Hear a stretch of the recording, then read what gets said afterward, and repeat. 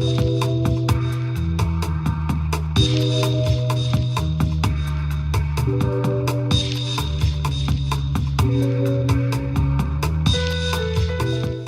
I'm Morgan Peckma, Editor-in-Chief of City and State, and this is Last Look. Today our guest is former New York City Comptroller and current mayoral candidate, Bill Thompson. Bill, thank you so much for joining us. It's okay, Morgan. Good to be with you. Why do you want to be mayor of the city of New York? Well, I think that there are a number of reasons, but I'd like to go back and point out my grandparents who came to this country in 1917 from the Caribbean. Moved to Harlem when they first got here, had the opportunity to work hard. My grandfather selling real estate, insurance, furniture. My grandmother working, cooking and cleaning in people's homes. But they were able to come to this country and save money and move up that economic ladder. Same thing with my parents. My mother was a New York City public school teacher. My father went to law school at night. World War II veteran, went to law school at night while he brought up a family. They had the opportunity to move up that ladder also, and to be able to do better for themselves, and to be able to provide a better life for their children. And I've had great opportunity to serve the people of this city in a number of different ways. Deputy Borough President of Brooklyn, President of the New York City Board of Education, Comptroller of the City of New York. I've had the chance to do better than my parents. When you look at that city of opportunity, that city of hope that my grandparents came to, I'm not sure that that's the same city right now.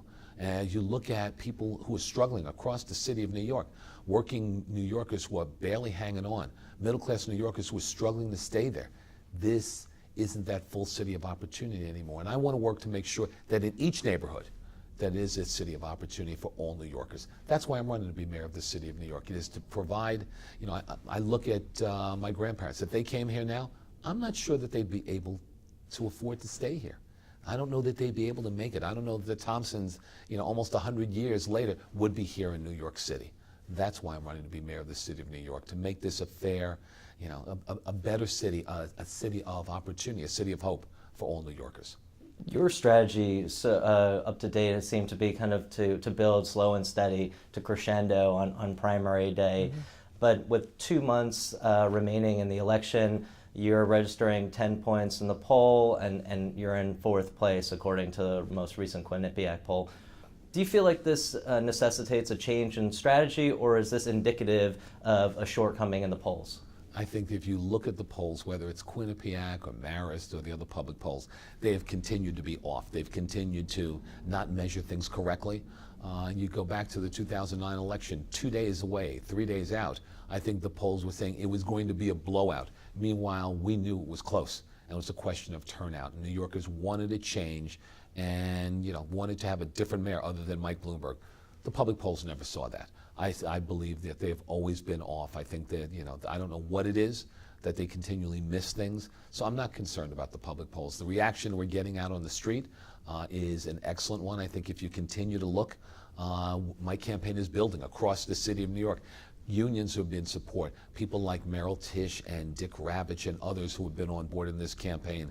The UFT and Local 237, firefighters, and on and on and on.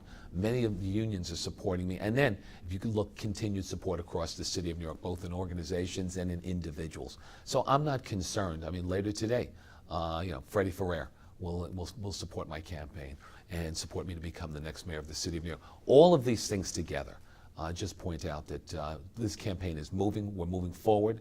We've got momentum and energy. So I'm not concerned about the public polls. We're going to win this election. I have absolutely no doubt about it. Do you think the polls have been historically particularly inaccurate, engaging minority voters, particularly African American voters? I mean, Anthony Weiner is beating you supposedly among African American voters. I mean, is that just a real disconnect with reality? I just think that that's not what's going on out in the street and with real people across the city of New York. I just think that, I don't know what it is, but it just doesn't register. But if you go back and look at the public polls also, 2001 with Freddie Ferrer as he ran for mayor, 2005 in the Ferrer race, 2009 in my race, for mayor. These polls just appear to be so off. They're just not reliable. So at this point, kind of ignore them.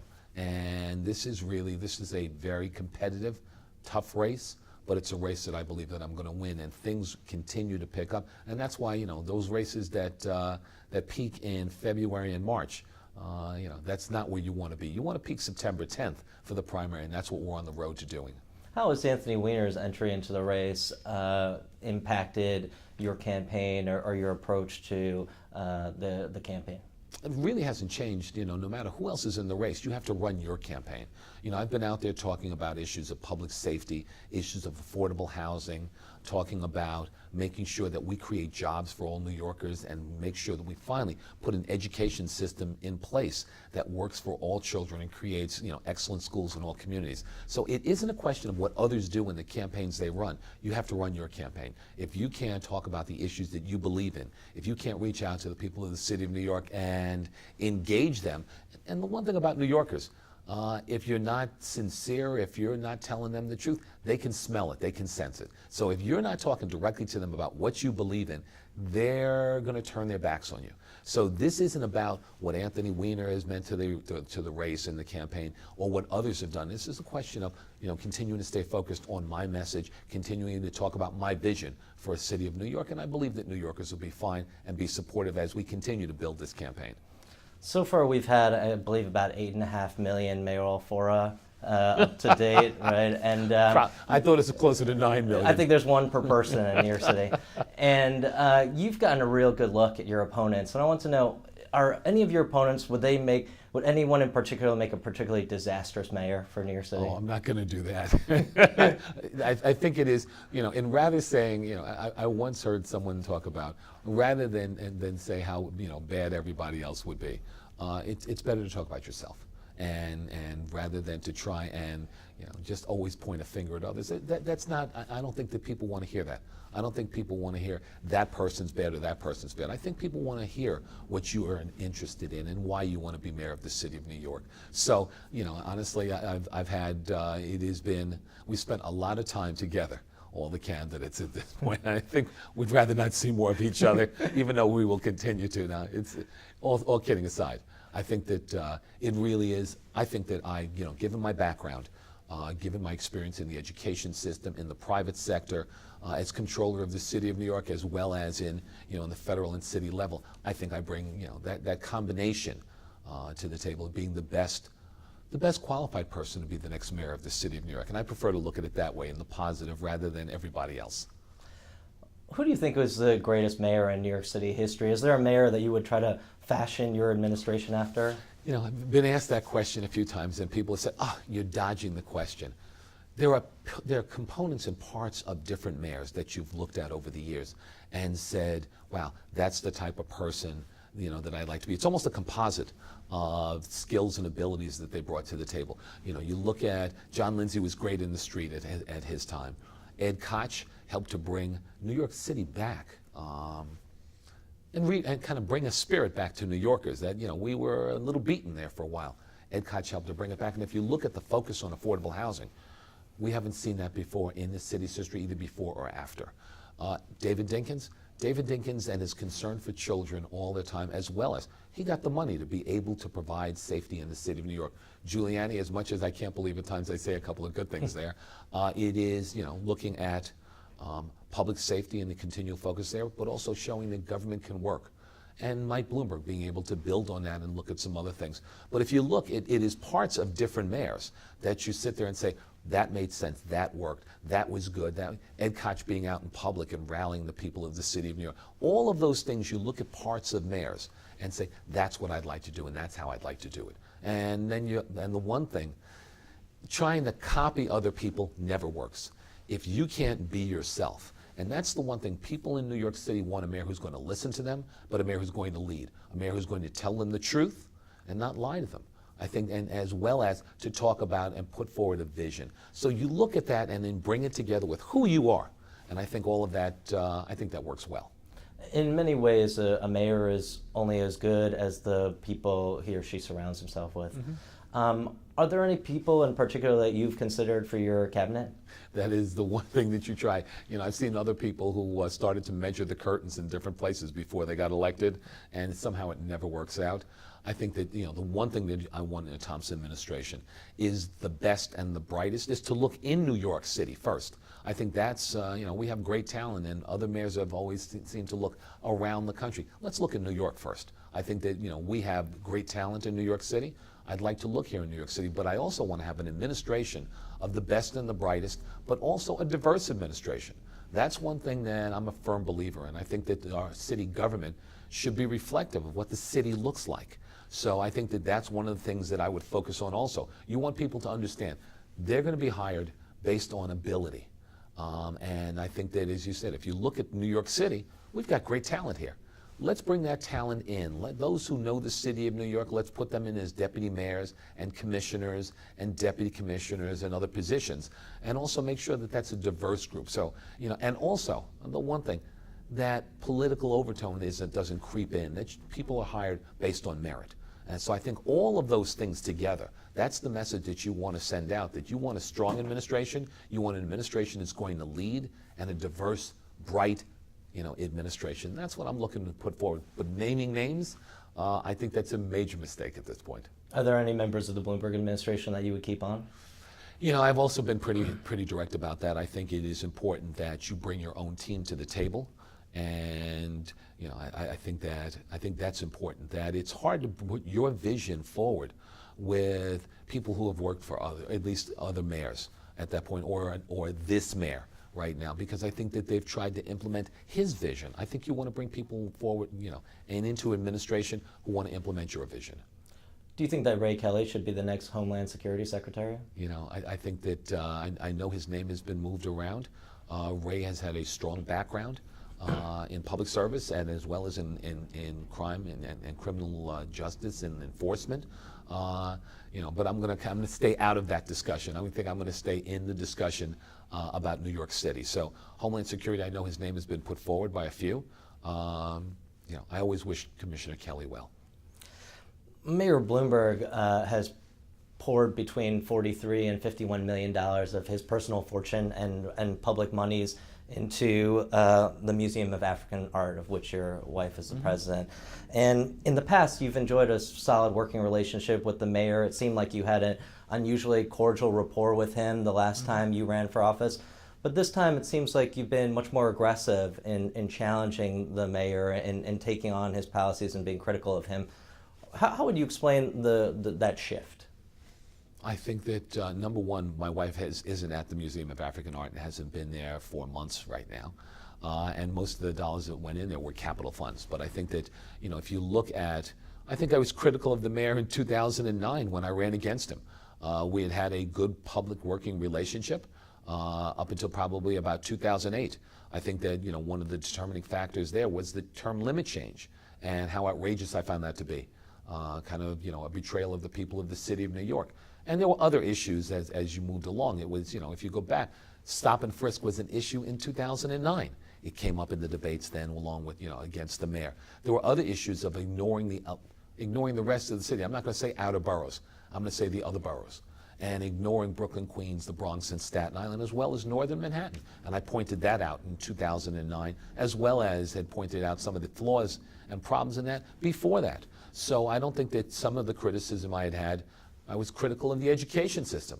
You go back and look, and it seemed as if Joel Klein and I bumped heads when I was controller on a regular basis. So there were a number of issues I was never silent about with regard to the Bloomberg administration. And right now, we've had 4 more years since then of kind of, wrong direction for the city of New York, and I haven't been quiet about that either. So I think that, this is 4 years later. This isn't 2009. This is 2013, looking at 4 more years of numbers pertaining like stop and frisk going up over a period of years. If you look at 2011, we had almost peaked in 700,000 people being stopped and frisked. It's an education system that now there isn't that mystique. Now the reality is our children aren't learning in the ways that they're supposed to be learning. If we look across in housing, no, the lack of affordable housing is becoming more glaring each and every day. And if you look, New Yorkers right now, almost half of the people in the city of New York in a number of ways are at or near the poverty line. All of those things together, this is 4 years later, 4 more years later of bad policy.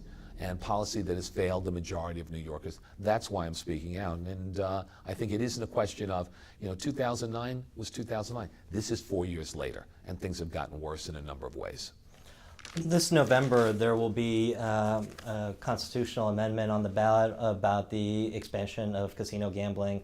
And although there will not be citing of casinos in New York City for 5 years, New York City voters will have to weigh in on it. How are you going to vote on the constitutional amendment? I'm going to keep that to myself. I think that, I'd like to see how New York City and New York State votes on that.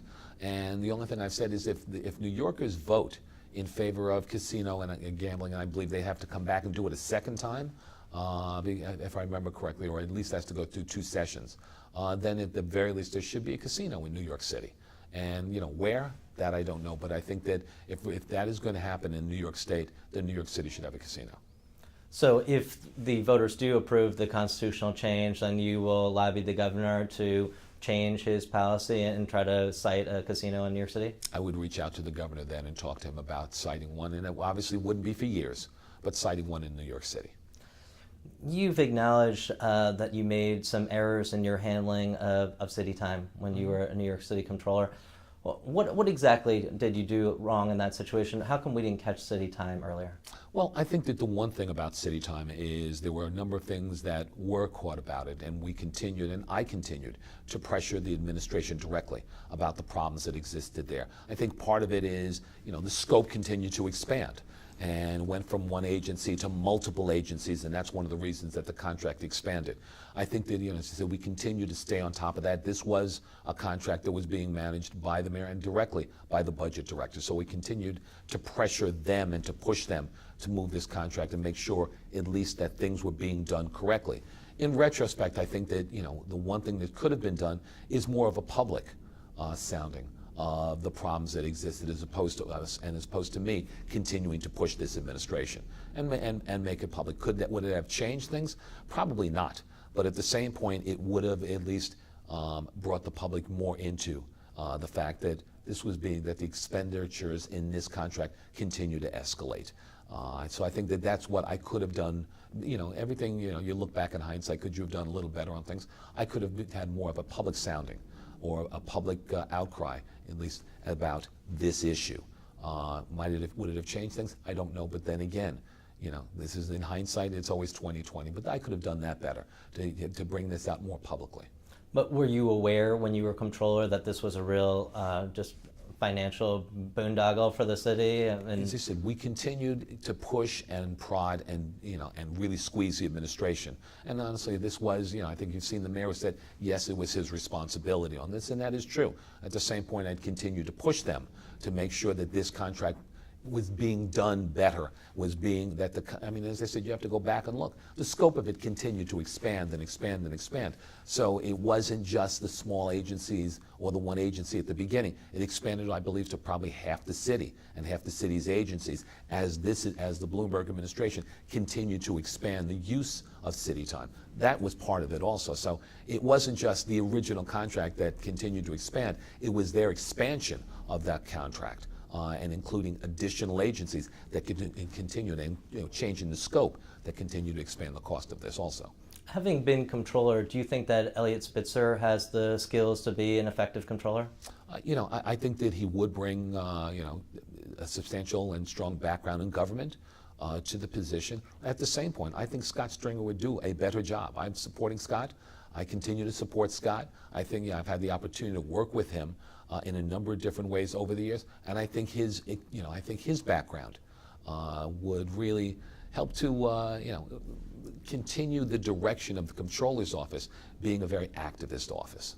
You are the chair of the governor's MWBE task force, and the position of chief diversity officer in New York State has been vacant since April. Just wanted to know, what is the status of the search for the CDO right now? On that, you'd have to check with the governor's people, but I mean, the one thing about it is the commitment on the part of the governor to diversity when it comes to contracts, to making sure to get to 20% of minority and women, and women business enterprise involvement continues. If you look, it was the chief diversity officer was very involved. At the same point, the governor had people directly on his staff, everyone from his counsel who was involved to Alfonso David, who is, really kind of, I think, the deputy secretary for civil rights, who's been on top of this on a daily basis. So the work and the focus still continues, and it is something that if you look at New York City, you compare the numbers. State of New York is trying to get to 20%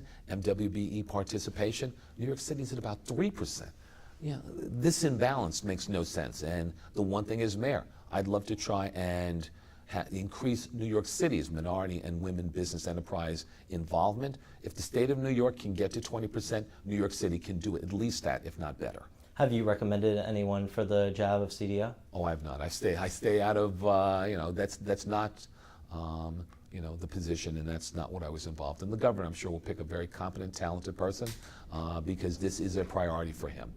But down in the city, as I said, you look at what's happening on the state level, and you sit there and look at New York City and go, why haven't we done this? Why aren't we moving in this direction? And it is one of the things I believe is important to help to grow a job base in New York City. Has the media done an adequate job in covering this campaign? I mean, it seems that we're doing a 5-borough ballot series right now where we're asking real New Yorkers their impressions of the race. And it seems like that reality on the ground oftentimes differs from the media narrative we see spun. I want to see what's your perspective on that. I think that the coverage this time around of this election is been a lot better. Obviously there have been spikes, and at times you'd like to see, you'd like to say, hey, gee, I'm here, kind of cover this. But at the same point, I think it's been very different. So there have been people have looked at issues, and I think the forums have helped. Just in if there's been opportunities for us to sit side by side and present differing opinions, to talk about a vision and direction for the city of New York. So I think that the coverage has been pretty good. I think it has been, people are looking, and the papers and other media are looking at a number of different aspects in this campaign, and I think it's a good thing. I think providing a more informed electorate is only good for the city of New York. So I think this, compared to some of my complaints about 2009, this is much different, or very different, and it is much better than it was in 2009. Bill Thompson, thank you so much for joining us. Morgan, it's a pleasure being with you. And that's it for this episode of Last Look. For more videos, please visit cityandstateny.com.